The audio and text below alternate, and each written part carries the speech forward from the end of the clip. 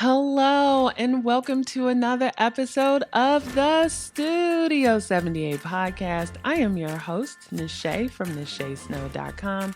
Welcome, my friends. I have Elizabeth Silver on today. She is a surface pattern designer, and I think you all are going to really enjoy this episode. A few housekeeping things, my friends. First of all, if you have not already, sign up for my newsletter, nachesnow.com/newsletter. I talk about productivity stuff. Sometimes I share my favorite things and my favorite finds. But if you want to know what's on my mind and tips that I love to share, please go head on over to nachesnow.com/newsletter and sign up.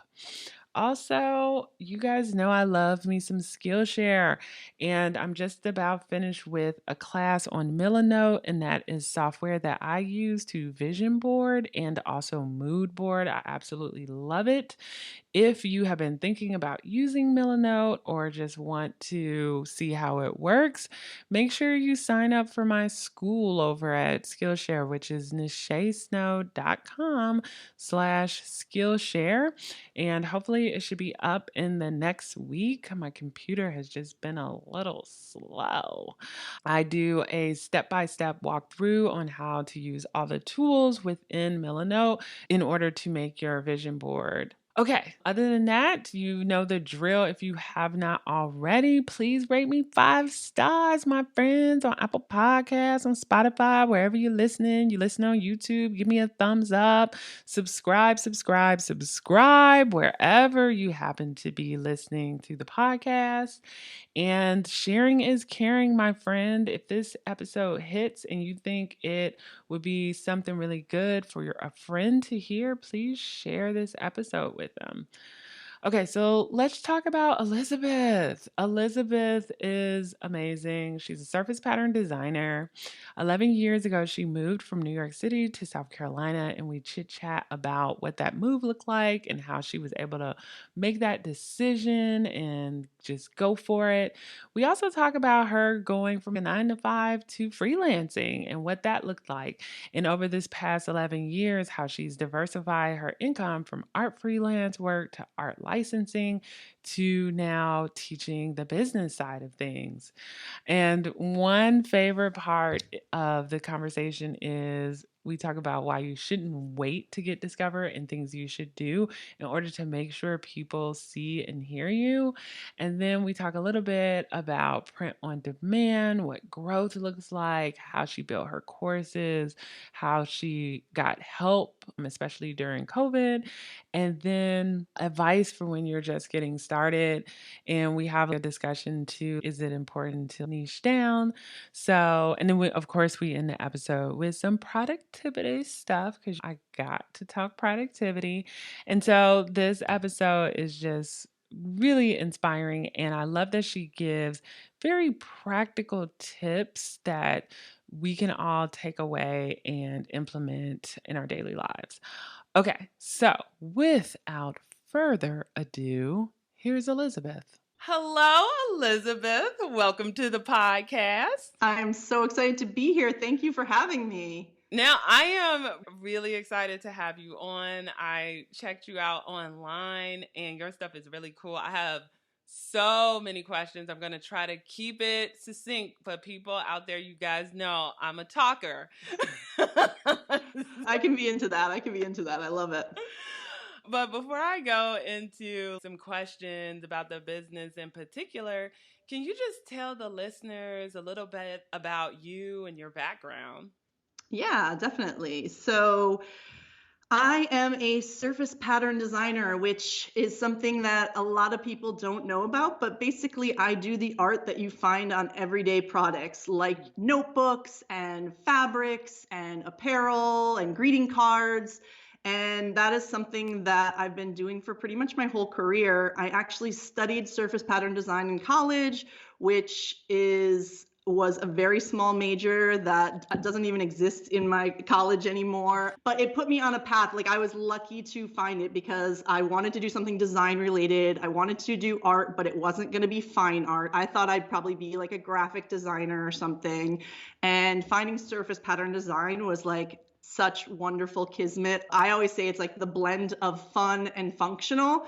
So from there, I worked for about 10 years in-house at a variety of companies doing textile design, designing for the patterns that you see on bedding, the patterns that you see on tablecloths and placemats and napkins if you have a fancy dining room set. And then my last few years, all of this was in New York City. My last few years in New York City, I worked as the print designer for Baby Gap. So I was designing all the little icons on those cute onesies that you see around. So that was a really great education in learning all about different marketplaces, different types of products. But then I wanted to get out of New York City. I had been there for 10 years. I did my 20s there. It was a great time, but I was ready to like buy a house, start thinking about a family, and I was not planning to be pregnant on the subway. So that was like my main goal, was to not be taking the subway while very pregnant. So my husband and I started looking to move out of the city, and we ended up in Raleigh, North Carolina. And to do that, to make that move, I transitioned into freelance designing. And now I just hit my 11-year mark for freelancing.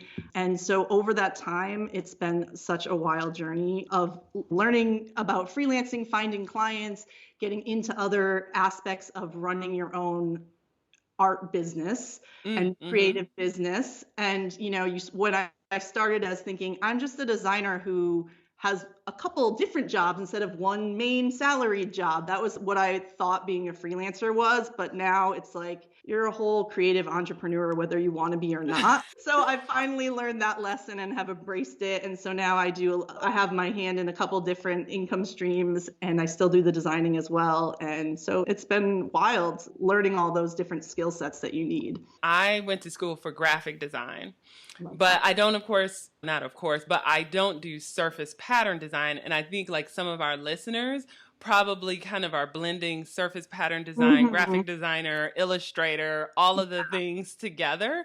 So question for you, can you like maybe explain to the listeners like what the difference is between maybe a surface pattern designer than a traditional maybe graphic designer or illustrator, even though they could probably do surface pattern design, but it's a difference, right? Yeah, there is a little bit of a difference. It is a little bit in name, but I would say, so a graphic designer tends to be taking other illustration and text and arranging it in a way for whether it's for they're creating a logo or they're putting it into a magazine layout or something like that, or they're arranging information and conveying information with the way they're arranging and designing. And I feel like graphic designers, this isn't always true, but I feel like graphic designers don't tend to do a lot of hand-drawn illustrations. They're often getting their illustrations from purchasing them from like stock sites, or maybe they're doing some like basic vector designs, but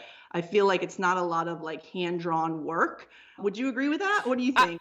I agree. I think it's like a subset, right? That might have studied graphic design, but they loved or picked up illustration, or maybe they used to draw as a kid, and so they know how to illustrate, but then they go into graphic design. But it's like only a certain percentage of graphic designers. Right. And as a graphic designer, you're not necessarily expected to be able to be a really skilled, drawing or anything like that.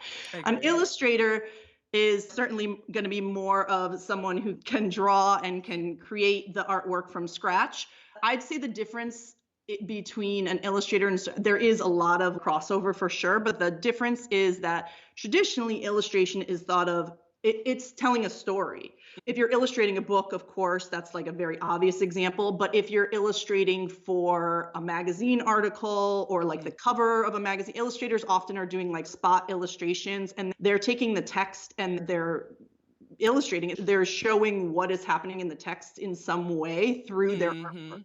Whereas surface pattern design is for the surfaces of products, and often it is repeating, but it doesn't have to be. Like for me, I do lots of stuff that doesn't repeat because, like I said, I design for greeting cards, I design for the fronts of notebooks and stuff, but I'm not really telling any stories except for maybe like Happy Mother's Day. It might be a story. It's a greeting card, but I'm not. My fabrics they might have cactuses all over them, or they might have cats like with Santa hats, or they might whatever. There's all different things. There's a lot of florals, but it's not telling a story. It's really purely decorative. We just make the world a happier, beautiful place with our surface designs rather than tell a story or organize information.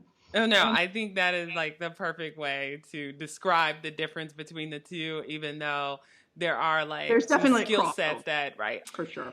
You mentioned moving from New York to North Carolina. Mm. That's a big move. It's a big move, big move. Yeah, I was raised in Connecticut and went to school in upstate New York at Syracuse University. And then, yeah, I spent 10 years in New York City and it was great. And certainly it was a big move to come down to Raleigh. The idea was I was tired of winter. And Raleigh is about as far as I felt like I could go as someone who's progressive. I thought that might be my safest bet. And in the Raleigh area, it's really beautiful living. We moved down in January and we moved our stuff out of our apartment in a snowstorm and drove down to green grass. Right. So it has been, for someone who definitely suffers from those winter blues, it's been really wonderful to not look out for 4 months at gray and snow and that kind of thing. So I love Raleigh for giving me that green, bright background most of the year. Yeah, and before we get into like how you started your business, for the people out there who are like, I think maybe I want to move too, like how did you weigh the pros and cons and then get over potentially, I don't know, like the fear of change? That's a lot to overcome. And it's a huge shift also. Yeah. I think that's a great question. I really think I've said this even about jumping into my freelance career. I think it was the being overwhelmed and a little bit tired of where I was, but also a little bit of naivete of just or naivete / confidence, maybe unearned confidence of what could happen. My thought was at that time we didn't have a mortgage, we didn't have kids, we both had come from good jobs in the city where we had a little bit of extra capital. And it was just like, let's try it. We can move down for a year, and if it really isn't for us, then we move back. No big deal. Like we'll find another job, we'll land on our feet, it will be fine. I even remember my mother-in-law, who is a naturally anxious person, basically offering when we were leaving to move down. She lives in upstate New York, but she was like, if North Carolina doesn't work out, you can always like move back to like my husband's house in Syracuse, New York. And I was like, thanks. And then afterwards I was like, what does she think? We're like 30 years old. Like, does she think we're going to go so destitute? Like we can't find like a retail job or something? Like, basically, like how bad is it going to be if we leave? So we just had the confidence that worst comes to worst. Yeah, if freelancing doesn't work out, there's Starbucks. And if North Carolina doesn't work out, then we'll find something different. So yeah, it was I think we can do it. And if it doesn't work, we can always change it up. Yeah, no, I think that's good for people to hear. So you're in North Carolina and you're like, okay, I'm going to start freelancing. You know what you want to do as a freelancer. How do you get started, right? Because it's new area. Of course, you can do stuff online. So still, I'm assuming having, clients in New York. But what did those first steps look like for you? So I was a little bit strategic about it, slightly. Okay. Like I said, it was a lot of just like blind confidence, but I was a little strategic and I left my job in New York about 6 or 8 months before we actually moved. So I started freelancing in New York with the idea that I could build up some New York clients, and if they needed me to go into the office, I could do that. And then hopefully when we moved, I could, move to a remote situation and whatnot. So I did start in New York and have that a little bit of a plan with that. And I did find some New York clients. And in some cases, I went into the office to meet them for the first time, but mostly everything was remote. And so moving down, it Mhm. continued to be remote. And how I got that ball rolling was just a lot of everything, a lot of everything, a lot of emailing past colleagues, letting everyone know that I was on available now for any little projects. Having that in-house experience is great because you speak the language of, I know you have really quick turnarounds. I know your deadlines are bad. I'm available. Like, I'm happy to do it. Just being really available and just putting myself out there over and over again, which never stops as a creative freelancer. And it's something that it's a skill set that really needs to be learned, because you come into anything as a creative caring most about the creativity, right? Not Mhm. about the marketing, but the marketing Mhm. is 50% of it, because if no one knows you're doing it, then how are you going to earn money doing it?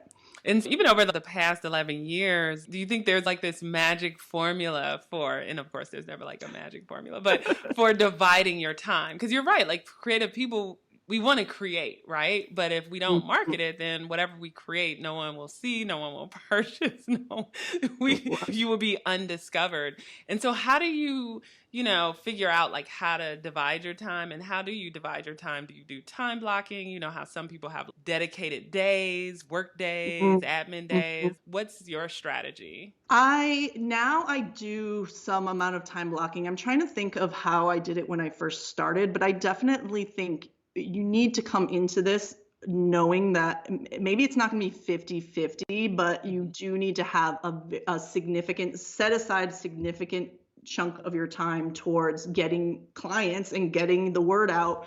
If you're just getting started and you have no portfolio or whatever, obviously you need to start with having a little bit of art. But I Mhm. always tell people who are, I rather people start with some art, but like less art and more getting yourself out there Mhm. than wait until you have a portfolio of 50 designs or 60 designs and then start getting, because it takes time to make those connections with people and clients and whatever. So if you're waiting for like, oh, well, I just don't have a big enough portfolio, I don't have enough to show, then you're cutting into the time that's going to take you to build actual paying clients. But Mhm. now I do 2 days of like creative and 2 days of admin a week and content, because now I've shifted, besides just doing the art and design work, I also do YouTube videos and I teach courses. So I do half my week with the course and content creation, and then half my week with like client work and art. Let's break down like all the things that you touch, how you diversify your income and your marketing too, because some things you're going to do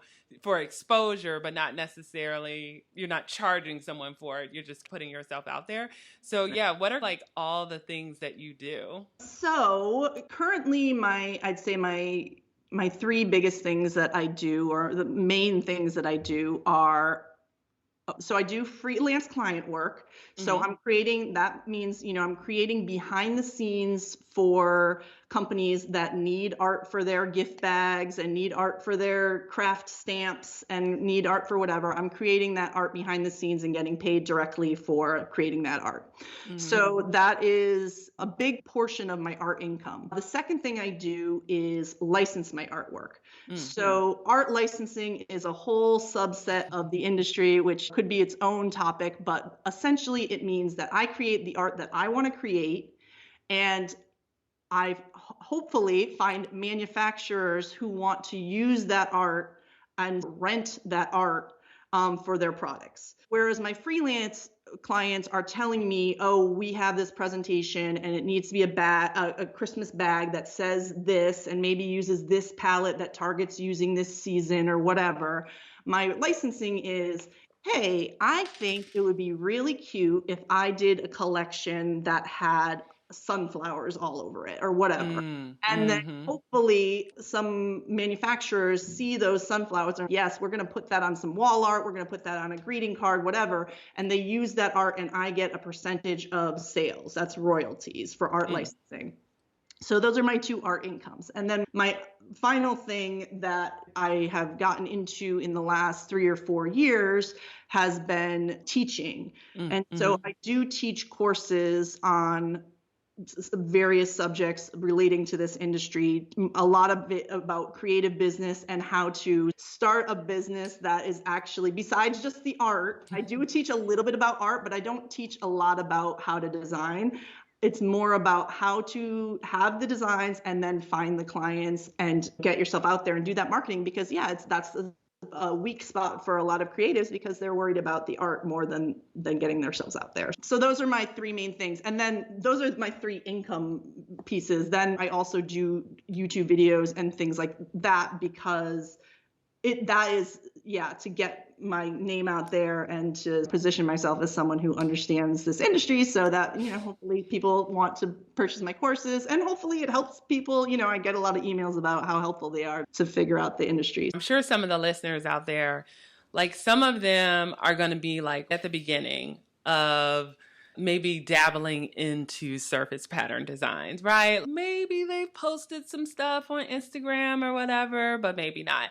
Where others might have a thriving Instagram account, but they still haven't figured out how to make money from it. They love it, they're good at it, but for some reason, they're not getting where they want to be.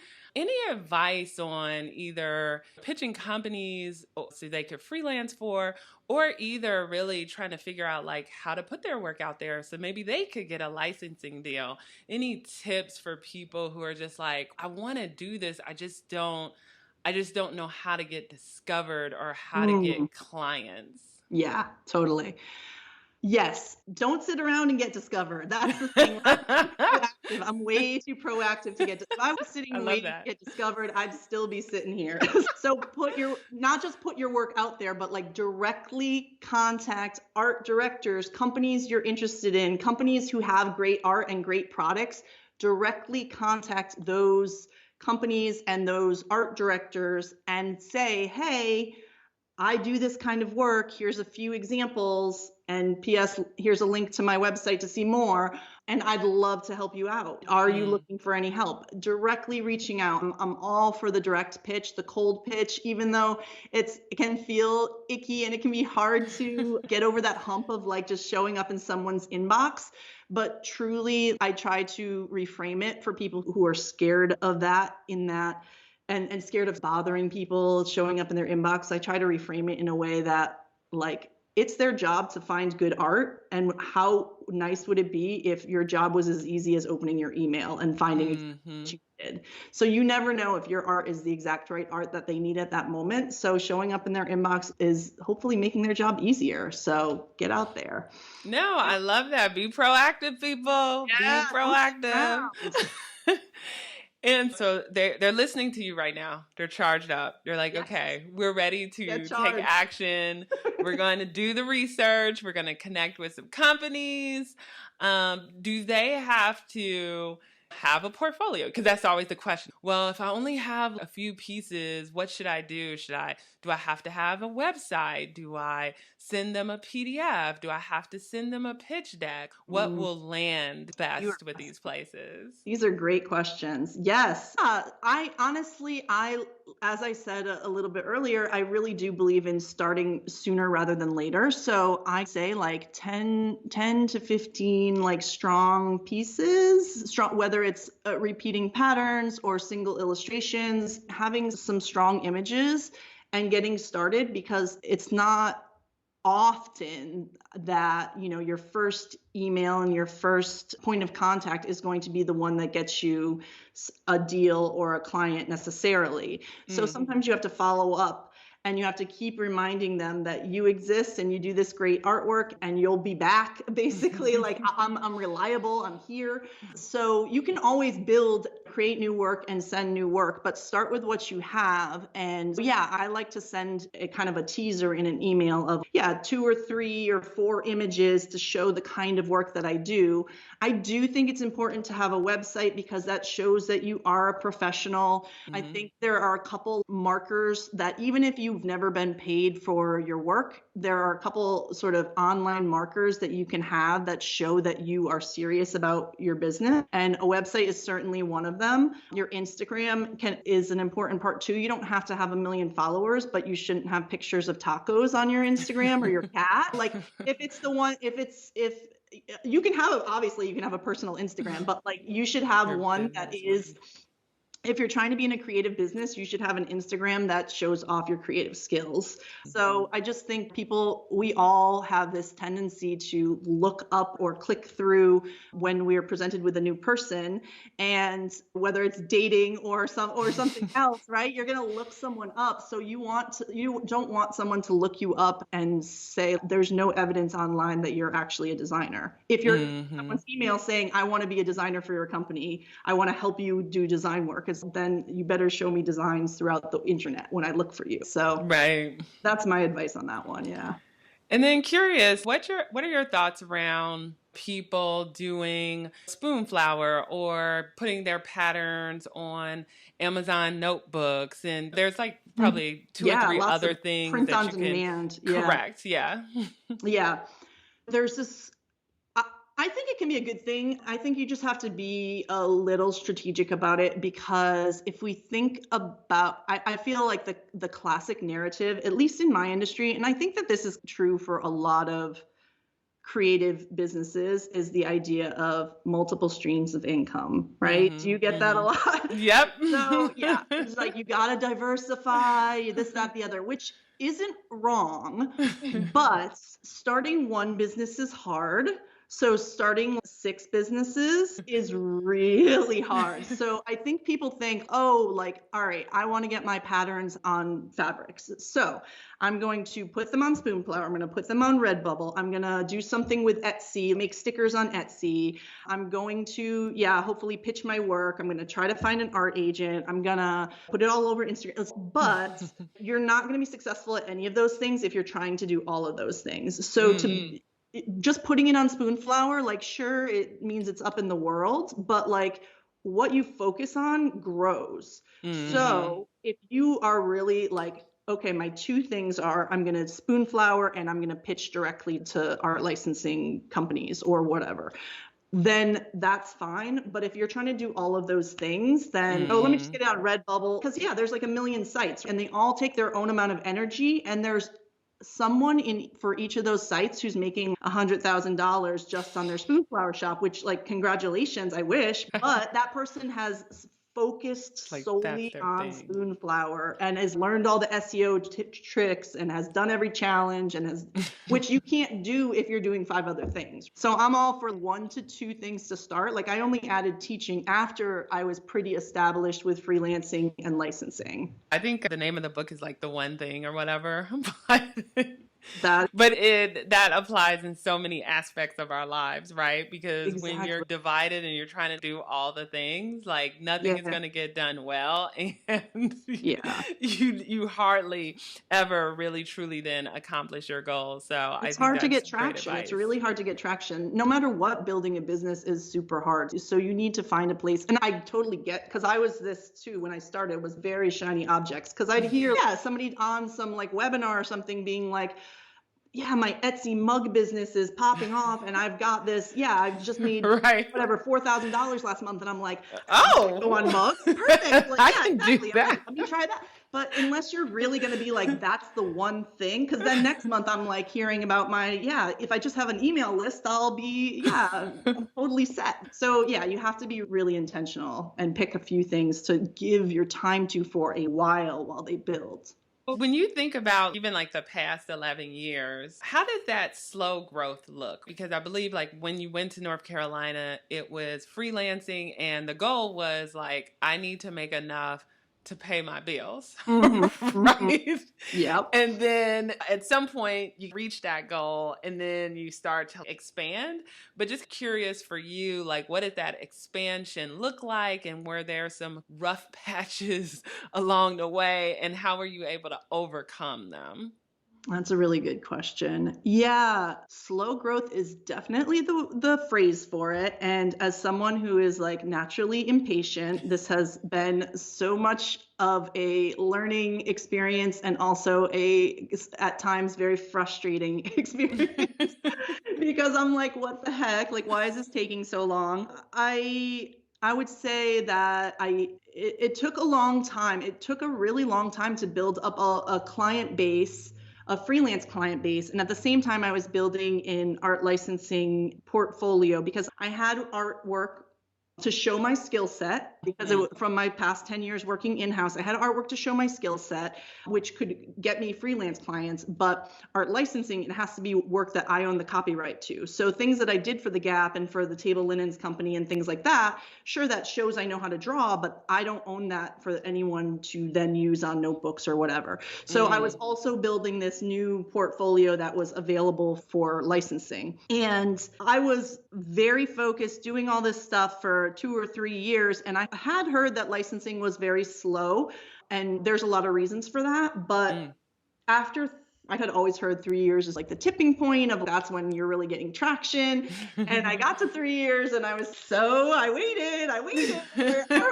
Where are you? And the truth is licensing has never been a big part of my income. And I'm at the point where I guess it's just never going to be, unfortunately. Like I hope maybe, but it just never really got big. And I put a lot of time into building this large portfolio of available artwork. And some of it got picked up and I made some money, but a lot of it didn't. And so I stopped making as much new art for that purpose and started freelance was slowly building as well. And then I had more clients and then I was doing more freelance work that I didn't own, but at least I was getting paid for. And at that point, that once everything was at full tilt of like, I'm working 40 hours a week on design work. I'm not marketing because work is coming to me and because I've got all this design work. And it's like, this is great, but also this is not scalable. And that's when I started to think about adding courses into it a little bit more seriously. And that's its own challenge. I thought that was going to be like maybe not as hard as it is. So the point is still not. Yeah. And I may never be, but at least I can still pay my bills and I don't have to go to a 9 to 5, which for me sounds like death. It's a win. It's a win. Yeah. And I love that you mentioned scalable, right? Because you do want to diversify your income. And then you always too want to make sure, however you decide to diversify it, that it doesn't always require your time, right? That some of the money coming in is while you sleep. Yeah, I've changed passive income to scalable income because I heard that somewhere and I was like, yeah, that's much more accurate because it's not passive. It's not ever passive, right? But it is scalable because I can put in a certain amount of time and in theory, 10,000 people could sign up for my course. That does not actually happen. That has not actually happened. But at least, there is some amount of like ability to scale without me putting in that many additional hours. Yeah.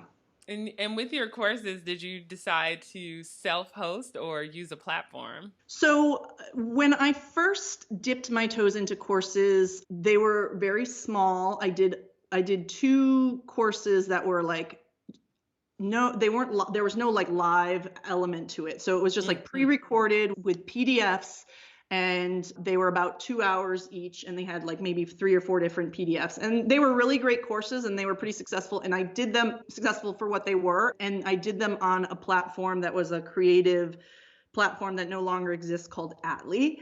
And I chose to do it on a platform because I felt like I didn't have enough, cachet to do it myself. I didn't have enough of a following or anything like that. But the platform itself was sunsetting. I didn't get as much traction as I would have wanted to. The people who did buy it, like it was definitely like they were good courses and people were happy with them. We didn't charge a lot. They were always on sale through the platform. So it was just not a lot of, and there was nothing live about it. So those were just me like testing the waters, but it was in 2020 and I did a little bit in Skillshare as well. But in 2020, I was like, I'm going to do the big course, the self-hosted course, the live launch, the live cohort. That's a whole other, big. Yeah. And that was in 2019. 2019, I was like, I'm going to do this in 2020. And I got like a business coach. And I was like, all right, I'm getting geared up. We're going off. And it was, it was slightly less fireworks than I expected, but it did, honestly, it was a success and I'm proud and it is still a course that I have and it's still my signature course. Obviously I've changed it since then and now I did for 2020 I did 2 live like cohorts Mm. where we did it all together for 6 weeks, the Oh, spring yeah. and in the fall. And we had like weekly meetings. And now it's like an evergreen course where the actual content is pre-recorded, but I have monthly live office hours where people can come in and ask questions. And we have a community and all that stuff. There is still some live elements and interaction with me, but the actual content is pre-recorded. But yeah, it's difficult to bring in an audience, and I don't do Facebook ads, and I never want to because I just can't. Like, I can't give Mark Zuckerberg money, and I just hate it. So that had led me to doing YouTube as like a way to build my lists and things like that, which has been great, but also it takes a lot of time. So It it's does. not, so yeah, it's not passive, but it is scalable. And do you have a team? Do you pay for like a virtual assistant or someone to help with things? Or are you like one woman show? Oh my gosh. No, I do have, yes, I do have a bit of a team, some contractors, yes. So 2020, as we know, was a hot mess, and I have two Yes. young children. My launch was scheduled and went through for that first week in March that Tom Hanks got COVID, which, Oh, as we all know, and the NBA shut down. That was, as we all know, the turning point of when America was in COVID land. So that was my launch week.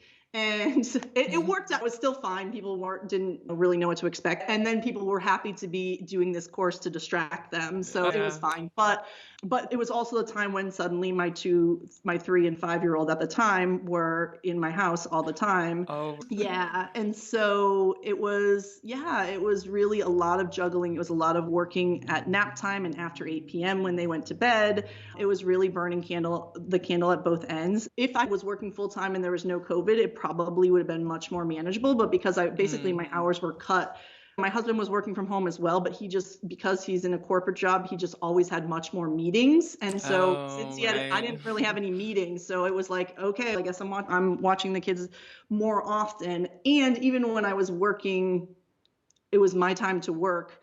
My office is like a sunroom that has French doors, so there's no like audio there's no audio barrier, so you're hearing like the fights and the whining and the cry. There was just no like concentration for 6 months. So for sure, by the end of 2020, I needed some help, and I have someone. So the first person I started working with was someone with content. Like, I do YouTube videos, and she translates them into like blog posts. Like, she takes my scripts, Mm, she watches my videos, and she puts in images and does SEO stuff. So nice. she was my first person, and she's awesome. And then in 2021, I have an executive assistant who does like now like the admin type stuff, the setting up emails and answering a lot of customer service type emails Mm. and just everything, because she's really amazing. So so I have two kind of contractors that I work with, and I'm so grateful for it. But that cuts into, like, Time is again, precious. I don't make huge money with courses, so it does definitely cut into profits. It's still not like that's the thing. When I was doing only art, my expenses were very low. But once I Oh, started getting into courses, it's my income, my revenue gets higher, but my profits are still not that much different, really. no, that's good for people to hear because I think sometimes like people see things online and just be like, oh, if I get on YouTube or if I get courses, I'm just going to be like rolling in the dough and it's going to be like so easy and it's just Yeah, not quite. because you do the math, right? You see someone who's like, my signature course sells for $750. So you do the math on that and you're like, even if she has 40, 50 students, that means this. But yeah, there's a lot more expenses associated with courses than there ever was with just designing. So Mm. And before I get into the wrap up questions, I asked you earlier, like some advice for people who might already be into surface pattern design. Maybe there's someone out there I've always had an interest in surface pattern design, and maybe they might be an artist in some form or fashion or graphic designer in some form or fashion. What is your advice to them getting into the industry now and getting started? Like maybe they don't have a footprint or anything like that, but they have ideas of patterns, like patterns in their head, right? That they want to share with the world. What advice would you give them? I would say, I'm very practical. So I would say that think about the market that you're interested in. If it's something, I guess you would start with the question of, do you want to do this for fun or do you want to do this to make money? So assuming that they want to make money, right? And not just play with patterns, because playing with patterns is super fun. Don't get me wrong. Trying to put things into repeat is like doing a puzzle, like getting these things to fit. So if you want to do that, go for it, have fun. I love that. But if you're interested in doing it like for a profit, first of all, know that it's not a get rich quick thing, but also I think it's important to understand the market. Like, what product are you really thinking about?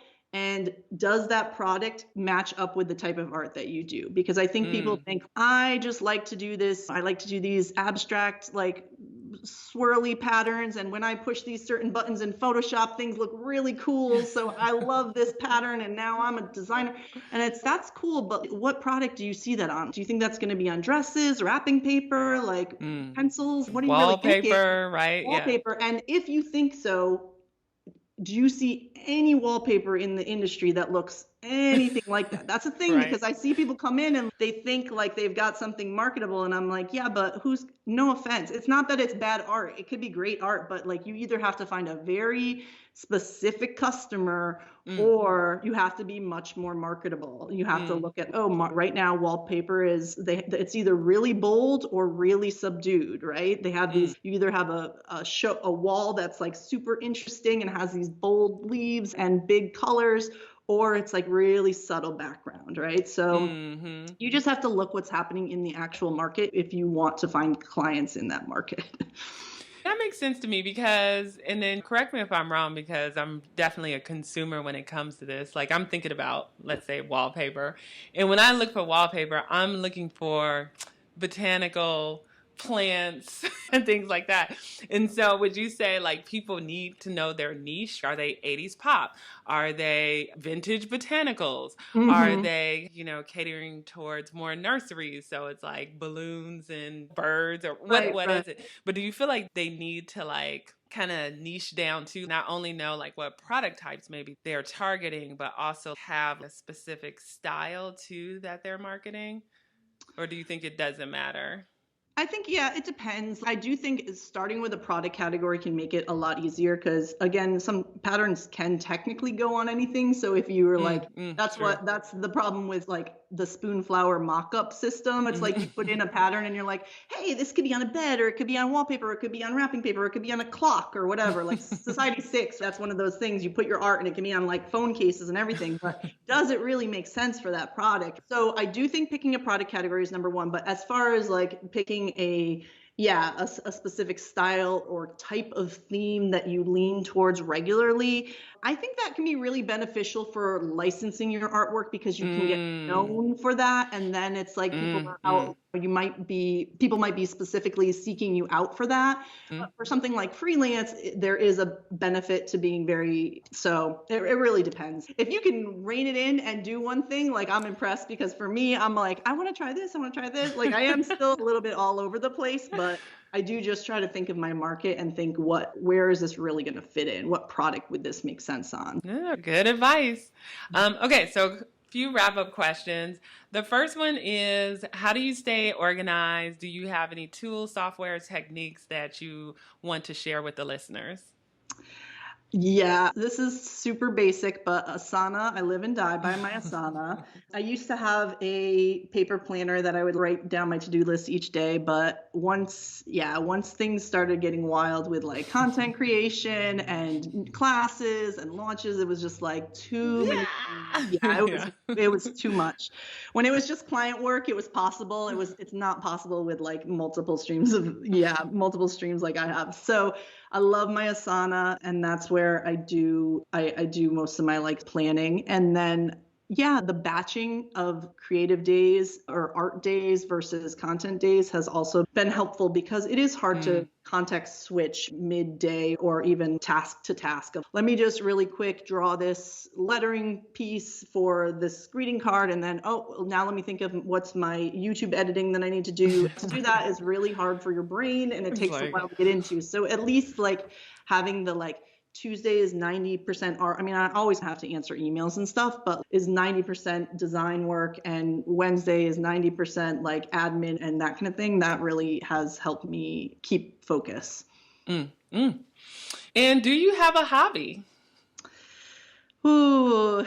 I keep trying and nothing really sticks. And I blame having my own business because that is something that kind of consumes my brain. I have definitely pulled back on, I don't work like at night anymore. I try to keep mostly like my hours pretty consistent, and I'm not like answering emails and stuff like that, but I can't help but be like brainstorming new ideas. And so mostly my hobbies are just, yeah, watching Netflix, and I do a lot of reading, I will say that. So those are, and then chasing my children around. Right. So, You're but like, that's it. nothing cool, because you want to know. So we were talking a little bit before we were recording about craft. You went to Craftcation, and I have to say, if I had a hobby, it would be, yeah, some sort of crafting or art. But here's the problem: my design brain takes over, and I can never do like relaxing. I'll try to do punch needle. I've done like embroidery, and my design brain's, what am I going to use this for? Is this going to be a pillow?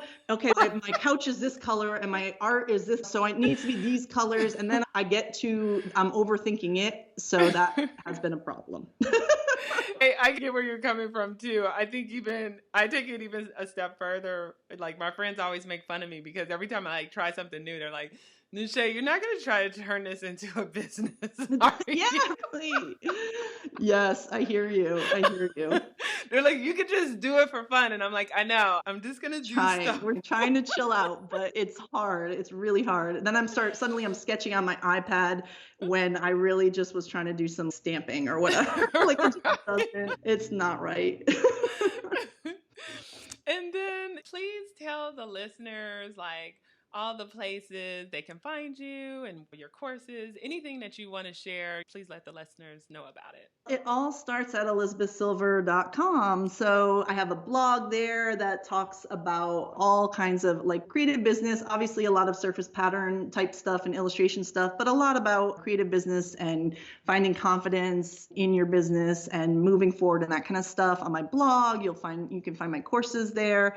And you can link to my YouTube channel there, which also has this similar content as my blog does, with the confidence pieces and the let's move forward, let's take some action. Yes. So that is all to be found there. And then I'm on Instagram at esilverdesign. So esilverdesign is my Instagram. Love to connect with you there too. Elizabeth, I love this conversation, and I'm not going to try to be a surface designer. Not this year. I will not get on Procreate and try to create my own wallpaper. I love it. If you change your mind or if it takes over, then you call me. I will help you. As best I can. Shay, thank you so much for having me. Absolutely. Thanks, Elizabeth. Oh my goodness. What did I tell you guys? What a great episode, right? I loved chatting with Elizabeth. I mean, she really does make me want to do surface pattern design. No, folks, I'm not going to do surface pattern design, but I want to. Just like secretly, I want to be a muralist every time I talk to does murals. It's just something magical about creating stuff that other people will enjoy, especially when it's product related. So I hope you guys got a lot out of this episode. I think that even if you're not thinking about going into surface pattern design, just her tips on how to think through diversifying your income or think through a big move. Or again, I love the part about like how she says, do not wait to get discovered, because we've all been guilty of saying maybe, if we build it, they'll come. Ain't nobody coming unless you invite them. This was just a really great conversation. And yeah, I really enjoyed chatting with her. So if you enjoyed this episode too, please rate me 5 stars wherever you're listening or give me a thumbs up. And please be sure to subscribe so you will get notified on next week's episode. Don't forget Skillshare, nachesnow.com/Skillshare if you're interested in the Millinote course I have coming out. And also the newsletter, nachesnow.com/newsletter, to stay abreast of all things productivity related, and also to get links to some of my favorite resources on a weekly basis. And don't forget nachesnow.com/171 to get any of the links that were mentioned on this episode. Have a wonderful, wonderful week, my friends, and I will chat with you next time. Take care. Bye.